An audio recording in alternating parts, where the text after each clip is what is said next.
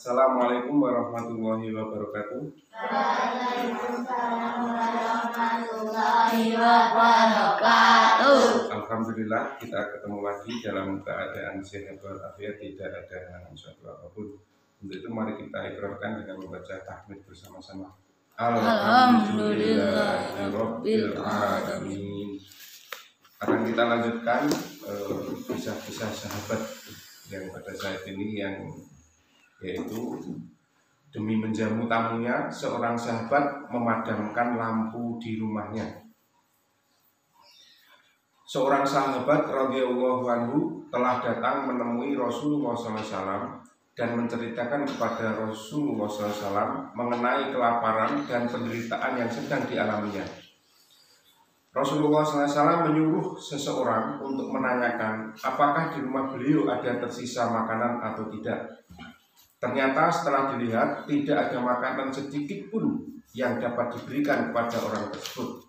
Kemudian beliau SAW bertanya kepada para sahabatnya, adakah di antara kalian yang sanggup melayani orang ini sebagai tamunya pada satu malam ini bagi pihak saya? Seorang sahabat dari kaum Ansor menyahut, wahai Rasulullah SAW, saya sanggup menerimanya sebagai tamu saya.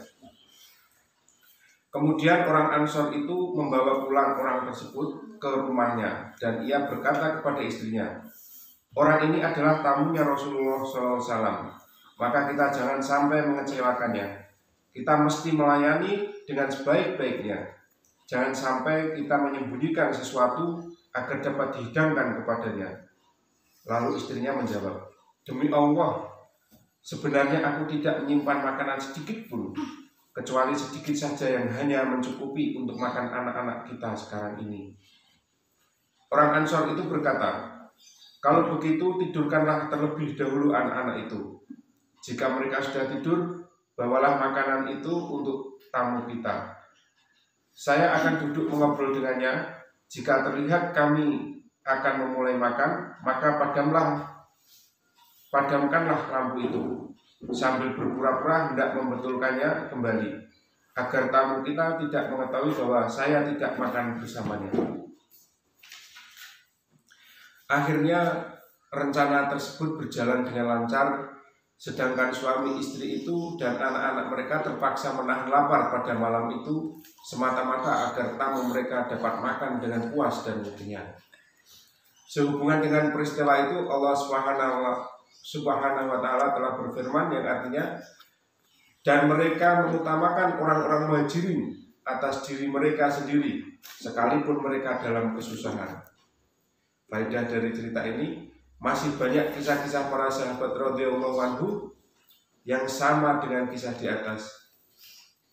Jadi masih banyak cerita-cerita seperti di atas. Yang antara lain satu lagi saya bacakan, menjamu seorang sahabat yang sedang berpuasa. Seorang sahabat selalu berpuasa karena tidak pernah memiliki makanan garang sedikit pun.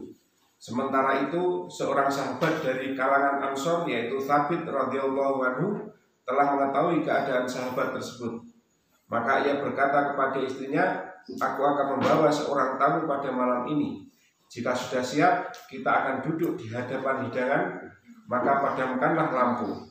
Berpura-puralah hendak membetulkannya. Selama perut tamu kita belum merasa kenyang, maka kita tidak makan sedikit pun dari makanan tersebut. Maka rencana mereka telah berjalan dengan baik.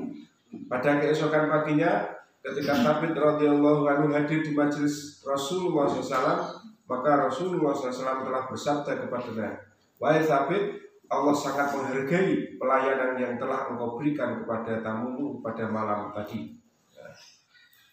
Inilah kisah-kisah sahabat yang mementingkan tamunya meskipun dia dalam keadaan lapar, yang penting tamunya bisa kenyang dulu, bisa menjamu tamu dengan sebaik mungkin.